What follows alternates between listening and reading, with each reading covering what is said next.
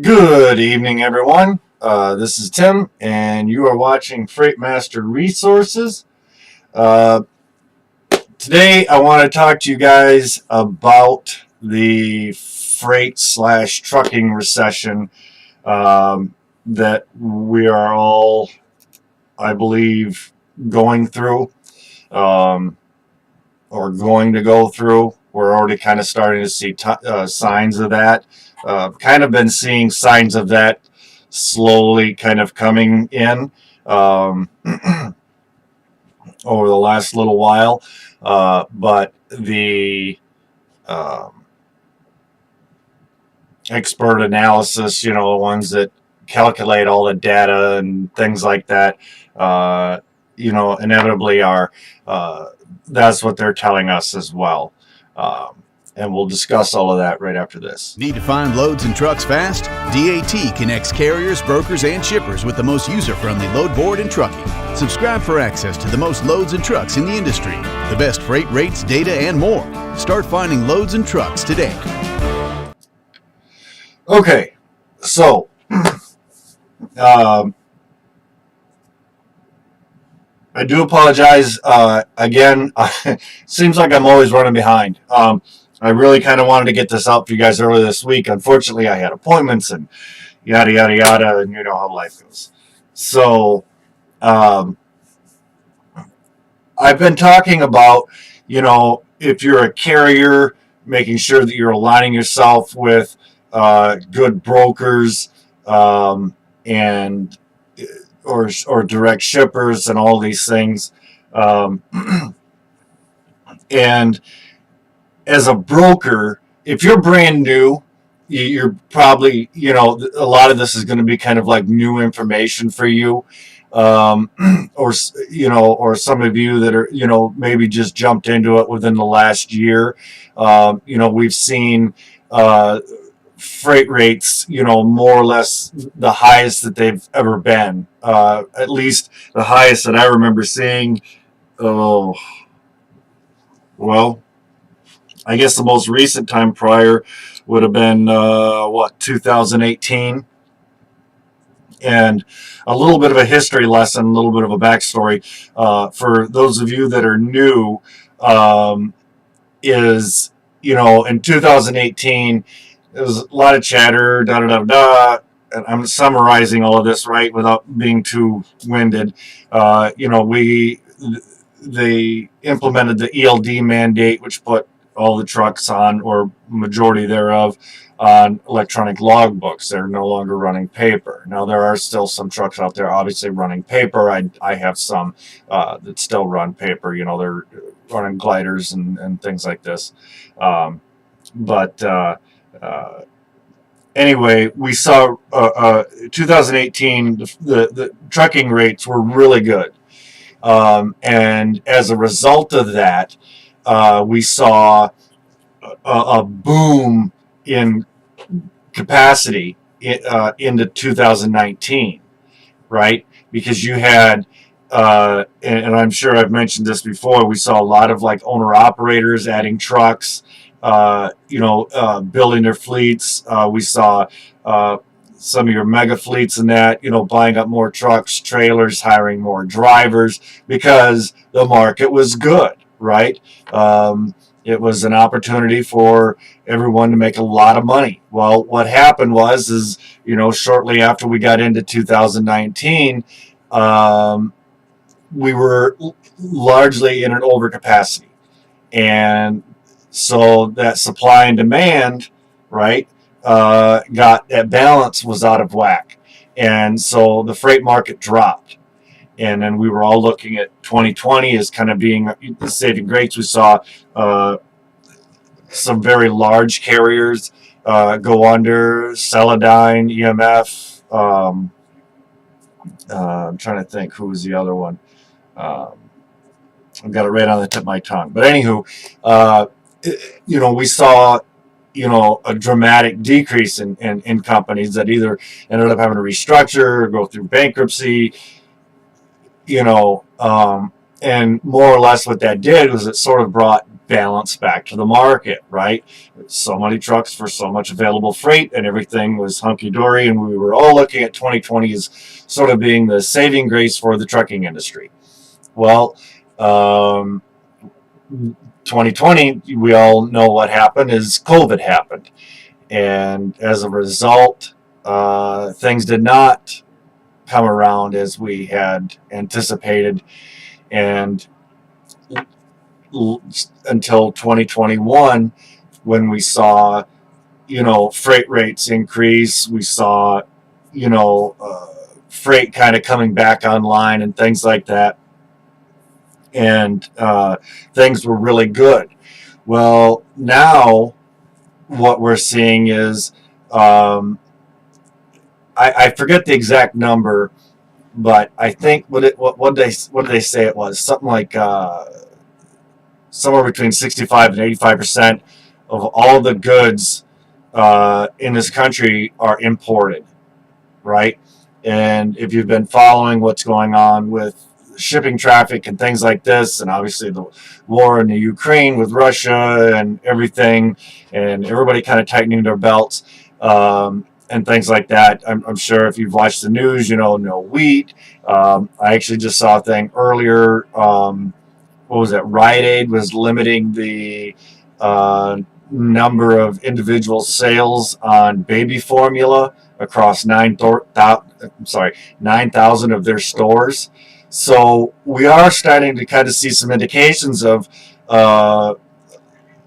lack in different areas, right? Food, things like this. I heard something the other day about paper. I'm really hoping that doesn't affect toilet paper like we saw in 2020, right? Everybody kind of scrambling and hoarding, and well, I've got a few extra rolls I can mail you, to friends and family and things like this. And I got a little off track there, but but now, obviously, with the result of a lot of this, we're starting to see less available freight. And, we were hearing about the driver shortage and things like that. And I'm still kind of on the fence on whether there was really so much of a driver shortage. I mean, depending upon who you listen to, as far as market rate experts, some say, if we weren't one, we're definitely not in facing a driver shortage now. Some say we never were. Others say we were, but maybe it wasn't as bad as we had initially forecasted. But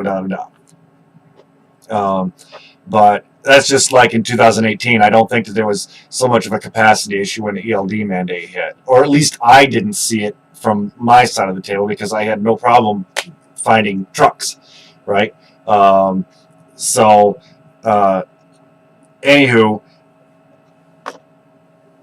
I do believe, in my personal opinion, I do believe that with the way things are going, that it's going to impact trucking.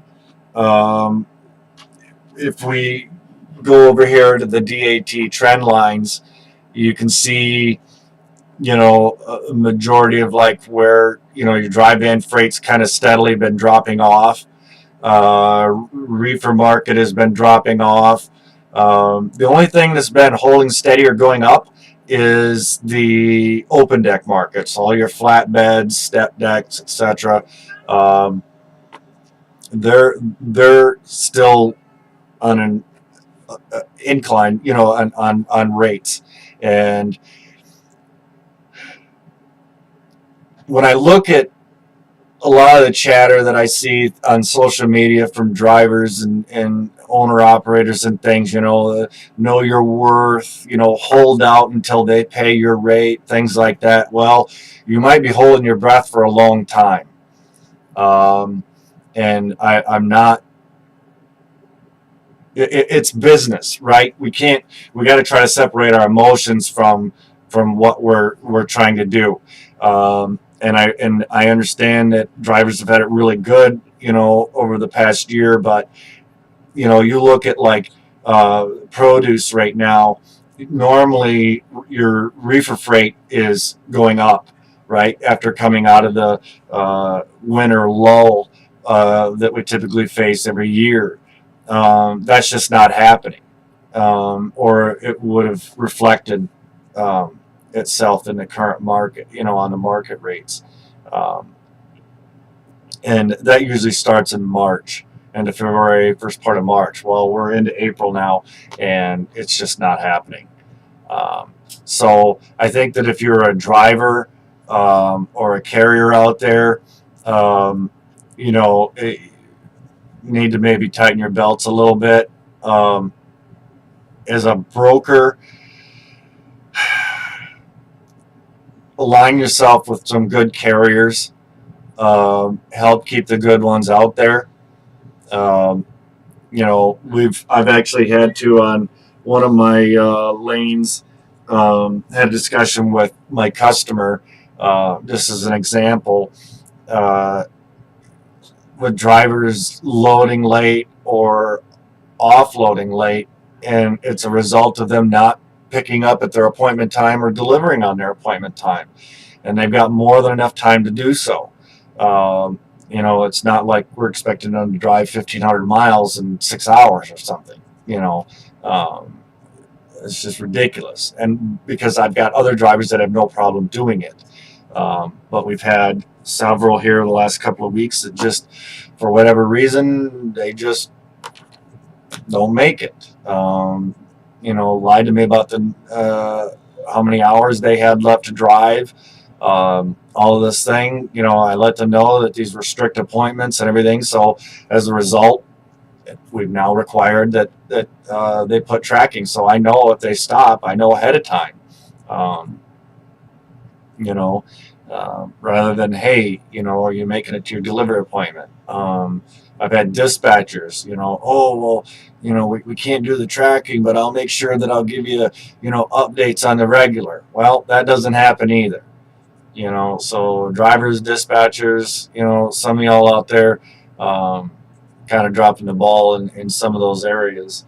And I'm not saying everybody, I'm just saying it, and it happens regardless of what the market rate's doing. But I am trying to, for myself personally, I am trying to keep my good drivers, my good carriers, owner operators, at the highest rate that I possibly can pay them, right? And they know what I'm getting.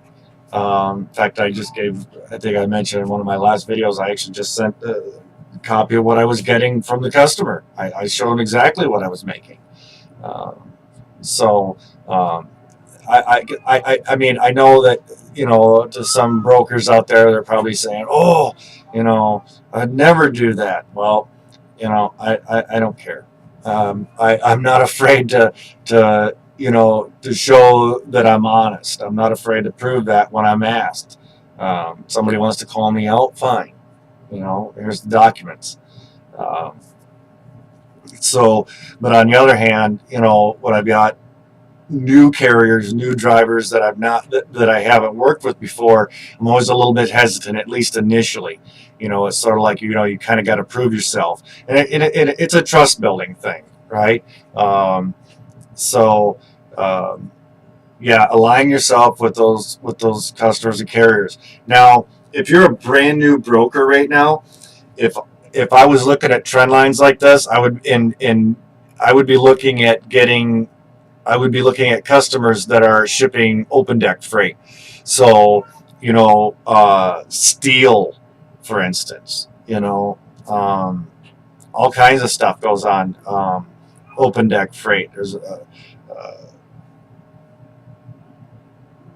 all kinds of stuff. But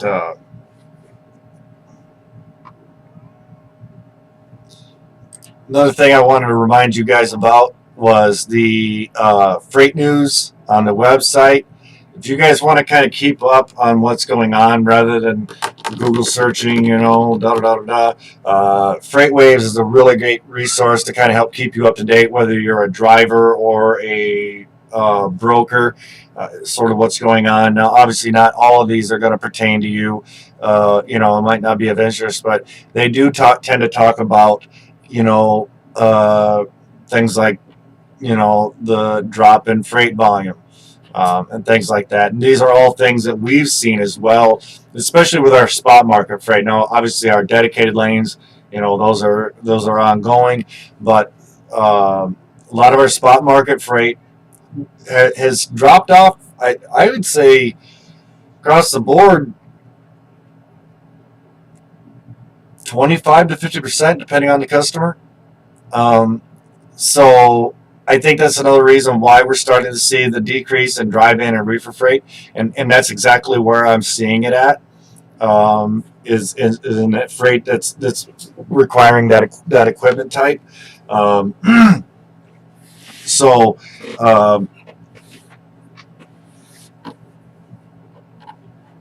I just lost my train of thought again. I do apologize. Um, so yeah, I mean, like I said, especially for you guys that are brand new, you're kind of playing catch up, right? Um, but this is always kind of a good indicator if you're not really sure what you're looking at until you've got some time in the industry. We kind of see it, in the trucking business, in the industry, all of this before the general public sees everything kind of going on. But yeah, I've been noticing a bit of a decrease, and like I said, I've seen 25 to 50% drop off in the amount of available freight, and so when I get carriers calling me, hey, do you have another one of those loads? I really don't. It was a spot load, and they're just not running this week. Um, so I think that's going to impact a lot of carriers. I think it's going to impact brokers as well. I think it's going to affect everybody that doesn't stay ahead of things and build relationships. Right? That's one of the things that I've kind of like, lectured about, or sort of tried to pound home, was building relationships. You know, and it really does help. It can literally save your business. It doesn't matter what side of the table you're on, whether you're a dispatcher, a driver, a carrier, if you're a freight broker, or an agent, a sub agent. Building those relationships will save you. Keep cold calling, keep networking, all of these things. Not to kind of float back, but something I remembered that I wanted to mention was that in our Facebook group, for instance, we don't get a lot of like equipment postings for sale. And in the past week or two, not that we've gotten a lot, but we've seen more submissions for drivers selling their trucks, their trailers, things like this, which is sort of unprecedented. I hate to read into that too early. Maybe it was just they bought, new trucks, but it's just sort of a odd coincidence, that, I'm kind of seeing some of that, happening already. So, um, So yeah, but yeah, as a reminder, guys, I'm kind of scatterbrained tonight, and I do apologize. I kind of had like a sort of a clear line of what I want to talk to you guys about, but then as I get talking, something else pops into my head, and I don't know. I've got ADD tonight or something. I don't know. but yeah, guys, make sure you're watching the DAT trend lines. Right. Oh, you guys can't see the link. It's dat.com/industry-trends/trend lines, or you can just Google DAT trend lines. You'll find it.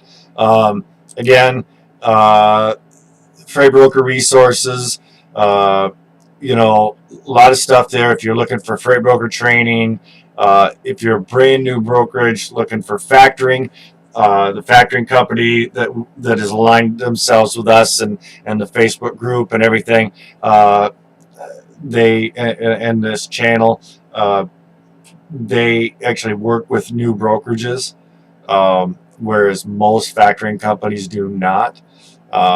If you're looking for tips on, your sales pitches, all kinds of things. If you're looking to hire freight agents or anything like that, there's the classified section. It's absolutely 100% free, right? Just different things on there I thought I'd remind you guys about, check out. There's also a link in the description down below for the 30 days free on DAT. So if you're not already using DAT, I highly recommend it. Again, my opinion, but to me, they're the easiest load board to navigate. It's it's a lot more user friendly. At least to me, it is. And then along with all the other features and things like the trend lines that they offer,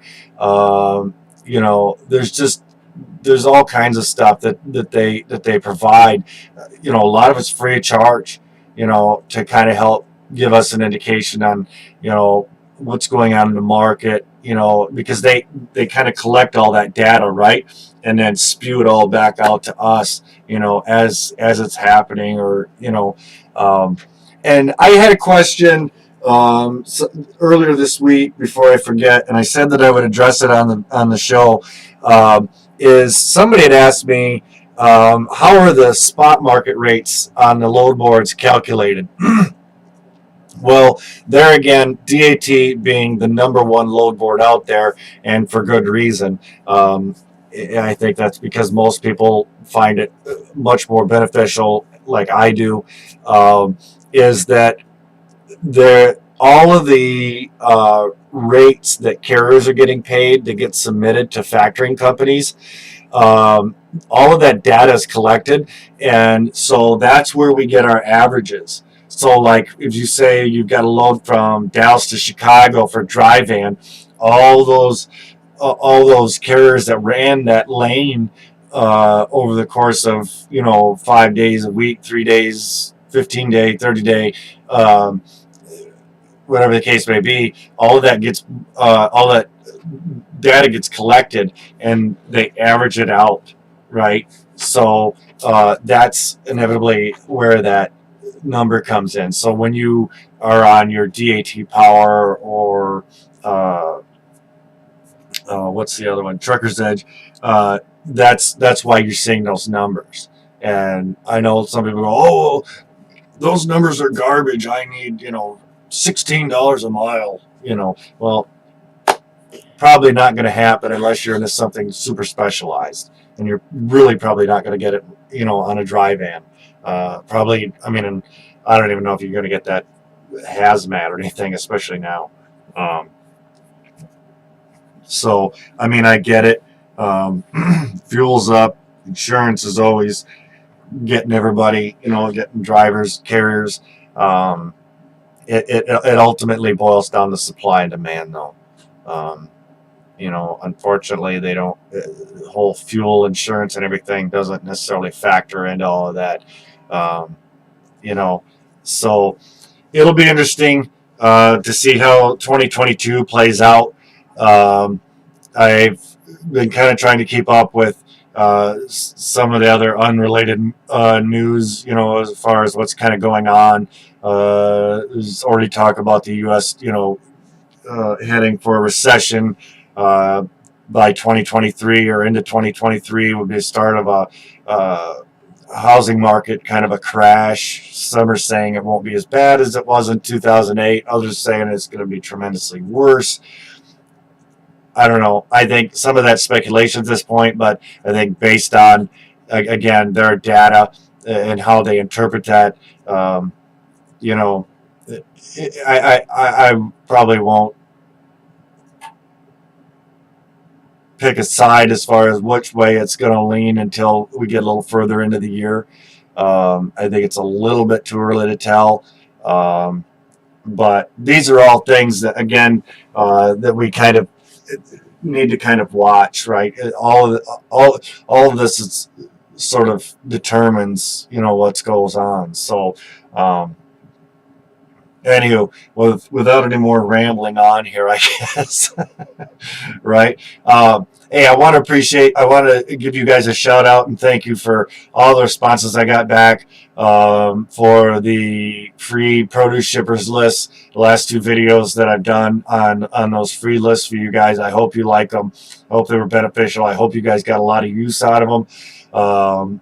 And I've already gotten some new customers, and you're moving freight and building carrier relationships and networking and all those great, wonderful things, and making money, and your carriers are making money, and everything.